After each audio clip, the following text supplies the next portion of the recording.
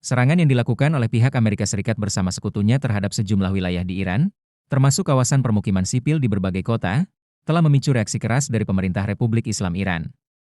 Dalam pernyataan resminya, otoritas militer Iran menegaskan bahwa tindakan tersebut merupakan pelanggaran serius terhadap kedaulatan negara dan tidak dapat dibiarkan tanpa konsekuensi. Angkatan bersenjata Iran menyatakan bahwa mereka akan melakukan aksi balasan secara terukur namun tegas, dengan menargetkan lokasi-lokasi strategis milik Amerika Serikat serta pihak-pihak yang dianggap bersekutu dengannya di kawasan Timur Tengah dan wilayah pendudukan. Pernyataan ini sekaligus menunjukkan bahwa konflik yang terjadi telah memasuki tahap yang jauh lebih berbahaya.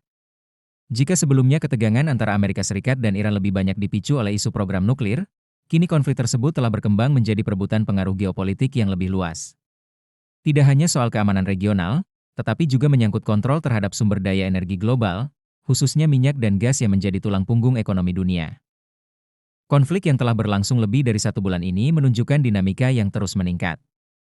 Presiden Amerika Serikat, Donald Trump, dalam berbagai kesempatan menyampaikan pernyataan yang semakin mempertegas arah kebijakan negaranya. Ia secara terbuka mengungkapkan ketertarikannya untuk menguasai sumber daya energi Iran. Dalam salah satu pernyataannya, ia menyebut bahwa mengambil alih minyak Iran merupakan opsi yang menarik dan layak dipertimbangkan dalam strategi perang yang sedang berlangsung. Trump juga menyinggung secara spesifik Pulau Hark, sebuah pulau kecil namun sangat strategis yang terletak di Teluk Persia. Pulau ini dikenal sebagai pusat ekspor utama minyak Iran, tempat di mana sebagian besar hasil produksi minyak mentah Iran dikumpulkan sebelum didistribusikan ke pasar global. Dengan menguasai pulau tersebut, pihak yang mengendalikannya akan memiliki leverage besar terhadap pasokan energi dunia. Tidak mengherankan jika pulau ini menjadi salah satu target utama dalam perencanaan militer Amerika Serikat. Dalam wawancara dengan media internasional, Trump menyatakan bahwa Amerika memiliki banyak pilihan dalam menentukan langkah berikutnya. Ia tidak menutup kemungkinan untuk melakukan invasi darat maupun memperluas serangan udara. Pernyataan ini memperlihatkan bahwa strategi Amerika masih bersifat fleksibel, namun sekaligus menimbulkan ketidakpastian yang tinggi bagi stabilitas kawasan. Selain Pulau Hark, perhatian dunia juga tertuju pada Selat Hormuz, jalur laut sempit namun sangat vital yang menghubungkan Teluk Persia dengan Laut Lepas. Selat ini menjadi jalur utama bagi distribusi minyak dunia, dengan sebagian besar ekspor minyak dari negara-negara Teluk melewati wilayah tersebut. Dalam salah satu pidatonya, Trump bahkan menyebut Selat Hormuz sebagai Selat Trump, sebuah pernyataan yang dinilai provokatif dan memicu reaksi keras dari berbagai pihak. Di sisi lain, Iran dengan tegas menyatakan bahwa mereka tetap memegang kendali penuh atas Selat Hormuz. Pihak militer Iran menegaskan bahwa mereka memiliki kemampuan untuk mengontrol jalur tersebut secara efektif, baik melalui kekuatan angkatan laut maupun sistem pertahanan udara dan rudal. Mereka juga menegaskan bahwa setiap upaya untuk mengganggu kedaulatan Iran akan dibalas dengan kekuatan yang setimpal. Dalam beberapa hari terakhir, laporan mengenai serangan terhadap fasilitas nuklir Iran di Isfahan semakin memperkeruh situasi. Serangan tersebut diklaim dilakukan oleh Amerika Serikat sebagai bagian dari upaya untuk melemahkan kemampuan strategis Iran. Isfahan sendiri merupakan salah satu pusat penting dalam program nuklir Iran, sehingga serangan terhadap wilayah ini memiliki dampak yang sangat besar, baik dari segi militer maupun psikologis. Iran merespons serangan tersebut dengan meningkatkan intensitas operasi militernya. Serangan balasan dilakukan menggunakan rudal balistik dan drone, yang menargetkan berbagai titik strategis di kawasan. Iran juga memperluas cakupan operasinya dengan melibatkan sekutu-sekutu regional, termasuk kelompok-kelompok proksi yang memiliki kedekatan ideologis maupun militer dengan Teheran. Konflik ini tidak hanya melibatkan dua negara, tetapi juga berpotensi menyeret banyak pihak lain. Negara-negara di kawasan Timur Tengah, termasuk yang sebelumnya berusaha menjaga netralitas, kini berada dalam posisi yang sulit. Mereka harus menyeimbangkan antara kepentingan nasional, tekanan dari kekuatan besar, serta stabilitas domestik masing-masing. Di tengah eskalasi tersebut, Amerika Serikat meluncurkan operasi militer yang diberi nama Epic Fury.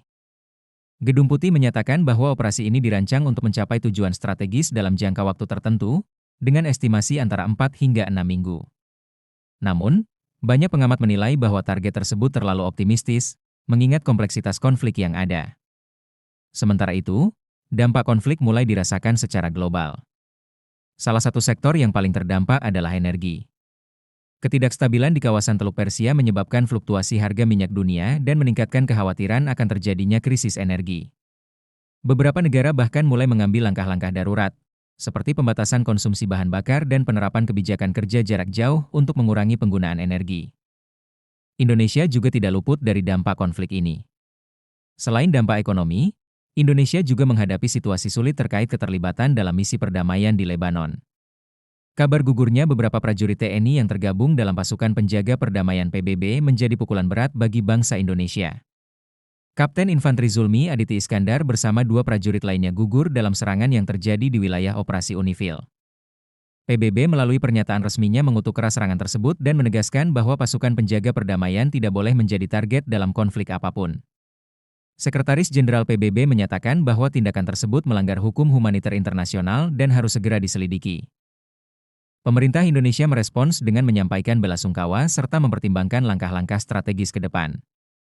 Beberapa pihak mendorong agar dilakukan evaluasi terhadap keikutsertaan Indonesia dalam misi perdamaian di wilayah konflik, bahkan ada usulan untuk menarik pasukan demi menjaga keselamatan personel.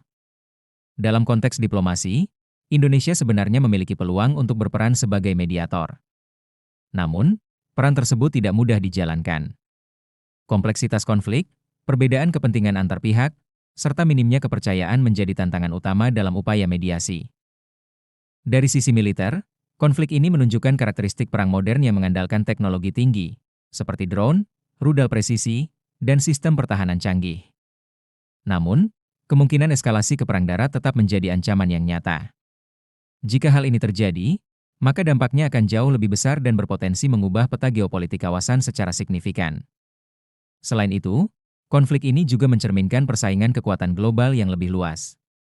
Amerika Serikat berusaha mempertahankan posisinya sebagai kekuatan dominan, sementara Iran menunjukkan ketahanan dan kemampuan untuk menantang tekanan tersebut. Di sisi lain, negara-negara lain seperti Rusia dan Cina juga memiliki kepentingan tersendiri yang turut memengaruhi dinamika konflik. Secara keseluruhan, perang antara Amerika Serikat dan Iran bukan hanya konflik bilateral, tetapi merupakan bagian dari dinamika global yang lebih kompleks. Dengan berbagai kepentingan yang saling bertabrakan, konflik ini berpotensi berlangsung dalam jangka waktu yang lebih lama dan memberikan dampak yang luas bagi dunia internasional, baik dari segi keamanan, ekonomi, maupun politik. Sebagai penutup, konflik yang terus memanas di Timur Tengah ini menjadi pengingat bagi kita semua bahwa dinamika geopolitik dunia dapat berubah dengan sangat cepat dan membawa dampak luas, tidak hanya bagi negara-negara yang terlibat langsung, tetapi juga bagi masyarakat global, termasuk Indonesia. Situasi ini masih terus berkembang dan membutuhkan perhatian serta kewaspadaan dari semua pihak. Kami akan terus menghadirkan informasi terbaru dan terpercaya untuk Anda, agar tetap memahami perkembangan yang terjadi secara utuh dan berimbang. Terima kasih sudah menyimak hingga akhir. Jangan lupa untuk subscribe, like, dan bagikan konten ini agar semakin banyak yang mendapatkan informasi penting seperti ini. Sampai jumpa di update berikutnya.